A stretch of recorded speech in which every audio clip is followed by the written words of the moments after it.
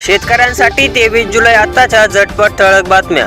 राज्यात अनेक जिल्ह्यात मुसळधार पाऊस। मुंबईत विदर्भात रेड अलर्ट। कोल्हापुरात पंचगंगेला आला पूर। महाडमध्ये 2 जण बुडाले। मध्य रेल्वे पुन्हा विस्कळीत। पुढील 5 वर्षात 1 ग्रॅमही दुधाची भुकटी आयात करणार नाही, अमित शहा यांची ग्वाही। राज्यातील दूध उत्पादकांना होणार दिलासा। मुख्यमंत्र्यांचा विद्यार्थ्यांना दिलासा देणारा मोठा निर्णय। जात वैधता प्रमाणपत्र सादर करण्यासाठी 6 महिन्याचा कालावधीपर्यंत मुदत।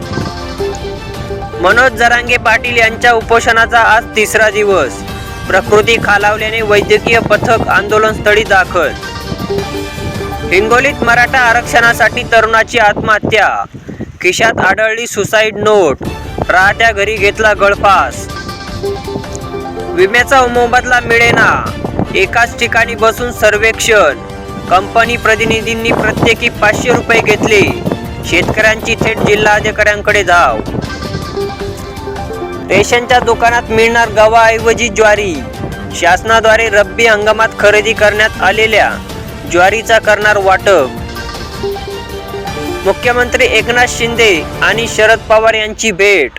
मराठा आणि ओबीसी आरक्षणावर अर्धा तास चर्चा झाल्याची माहिती। DAP 10-26-26च्या नावाने विकली माती। जिल्ह्यातील 3300 बॅगची विक्री।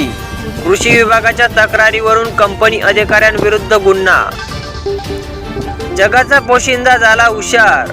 खामगाव बाजार समितीत गव्हापेक्षा सोयाबीनला मिळतोय अधिक भाव। दररोज 2500 क्विंटलपेक्षा अधिक आवक। अतिवृष्टी पूर परिस्थितीमुळे राज्यातील पोटनिवडणुका पुढे ढकला। भाजप प्रदेशाध्यक्ष चंद्रशेखर बावनकुळे यांची राज्य निवडणूक आयुक्तांकडे मागणी।